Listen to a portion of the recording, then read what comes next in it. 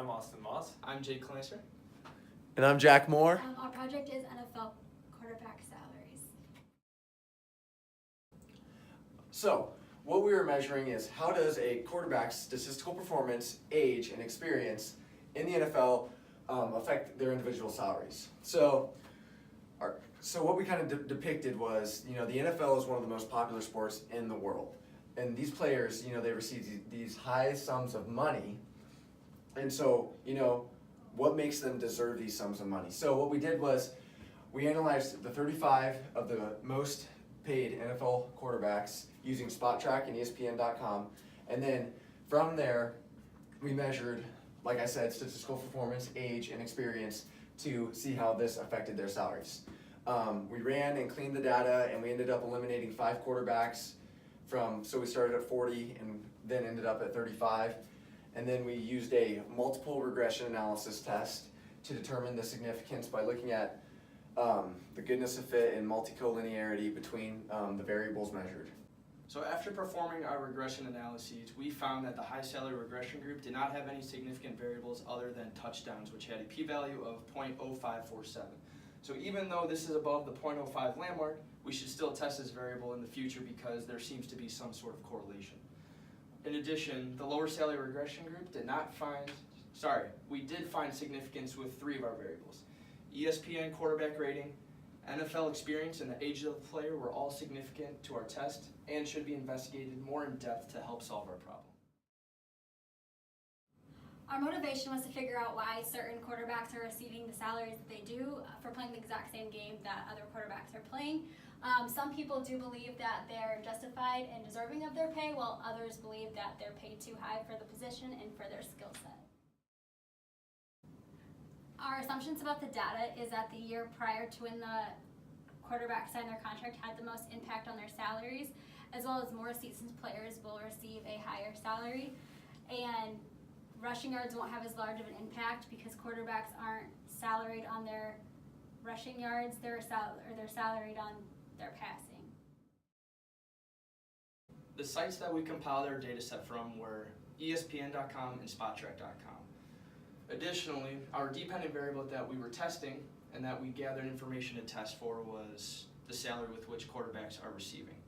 And we have in total 11 dependent variables, which include the age of their age the first year of their contract, their experience in the NFL, their games played, passing completion, passing yards, rushing yards, touchdowns, interceptions, fumbles, passer rating, and quarterback rating. So prior to running our regression analyses, we had 40 quarterbacks in our data set.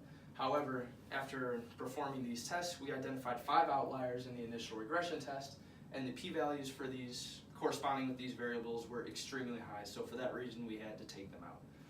So in the residual graph it showed that the 5 quarterbacks skewed the graph due to their having very little or no stats, and specifically these 5 outliers were mainly rookies.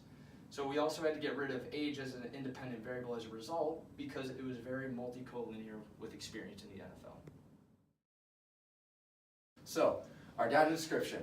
Well, the data we collected was based off of the 35 of what we thought were the top quarterbacks in the NFL. We excluded all rookies from the data set because we found that they were completely irrelevant to our study because a rookie's salary is projected on what NFL owners and general managers anticipate their performance to be, not necessarily what their experience or any other prior statistics necessarily. So the basis for our test in our study is to determine the correlation between quarterback salary and their performance related to their contract, or during the span of their contract. So we use salary to serve as the dependent variable, and the variables that we have stated earlier, like experience, their age prior to signing the contract, and their statistical performance will serve as the independent variables, in addition to more. And the test that we will use to determine this correlation is multiple regression analysis, because we are going to test the dependent variable salary against a variety of independent variables, and that way we will get the most accurate results. And in the end, we want to determine whether salaries are significantly affected by the variables, the independent variables, which are being tested. The methodology we used was a multiple linear regression analysis test, and we tested all 35 quarterbacks. When we ran the test, we did not get a normal distribution, which caused some concern, so we eliminated that method. The second assumption that we eliminated, or the alternative eliminated, was the chi-square test, mainly because this is a measure of independent categorical variables, and since our data consisted of all quantitative information, we found this test to be irrelevant. The third alternative that we eliminated was a time series analysis.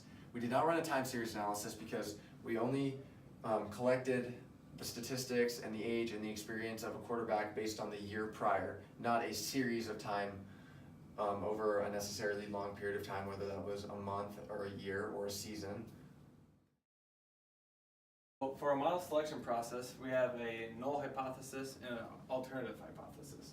Our null hypothesis was salaries of the quarterbacks are not significantly affected by their performance statistics, age, or experience. And alternatively, we said salaries of the quarterbacks are significantly affected by the performance statistics and age and other variables. So when I looked at this, I ran the regression, I looked at the R-squared values, which is like the goodness of fit of our data. So for the high salary regression, we had an R-squared of 0.2117, which is not good. That means that our variables were not significant for the high salary end group. However, for the low salary group, we had an R-squared of 0.5052, which is pretty good, especially for this test with only 35 variables, or 35 variables. However, there was also multicollinearity in the independent variables that I ran. So here in this chart we see we have age and experience in the NFL were very multicollinear at 0.9821. So before I ran the regression test, I took age out of the equation. Otherwise, our data would have been very skewed. So for the alternative models testing, first, let's look at the touchdowns, which was in the high salary group, regression. So with this residual, we can see that the variances are pretty scattered, which is good because that means that there's a constant variance, which is what you like to see. However, the p-value was a little bit above 0.05, which was not ideal, but it means that moving into the future, we can look into it more.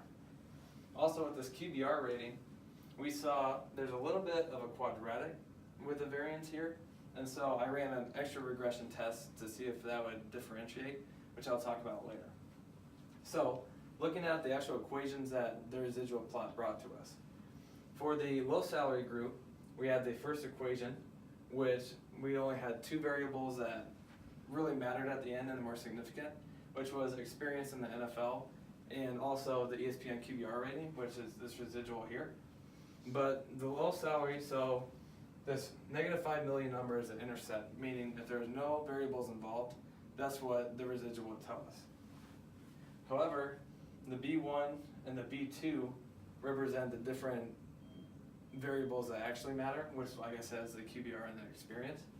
And so that's what these numbers represent, and so you can kind of work with it a little bit and plug one in, plug another out, and then figure it out from there. And with the high salary data set, it's the same thing.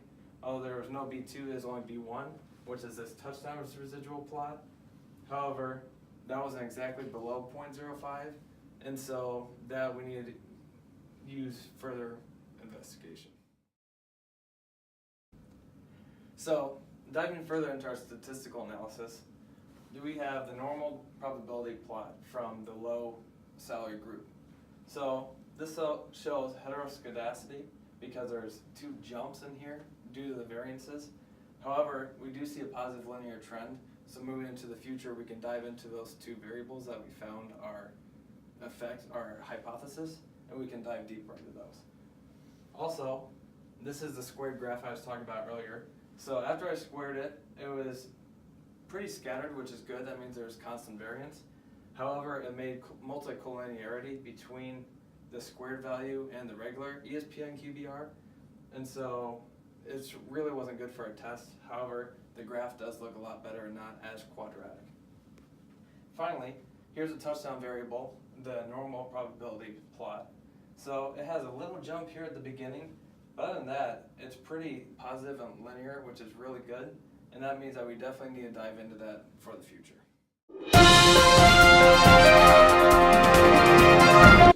After looking at the two regressions, especially for the high-end salary regression, we figured out that we need more work.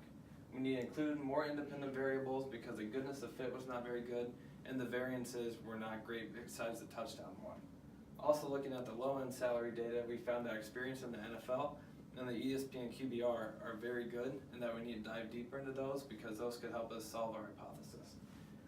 So from our conclusions, we were also able to base that, one of our more stronger variables was experience, so therefore more seasoned players who have, more years and experience in the NFL are going to receive that higher salary. Also, when analyzing more on the statistical performance side of our independent variables, we found that rushing yards did not have a significant influence on a quarterback's NFL salaries, and that is mainly due because of the position they throw the ball, they don't run the ball. So at the end of our testing, we actually found that the salaries of the higher paid athletes such as Kirk Cousins, Matthew Stafford, and Aaron Rodgers did not correspond with their performance statistics. So this is mostly a result of such a small sample size. So in order to really understand the big picture and have a more detailed analysis to have a better conclusion for our hypothesis, we need a much larger sample size. But this provides very interesting information for future analysis.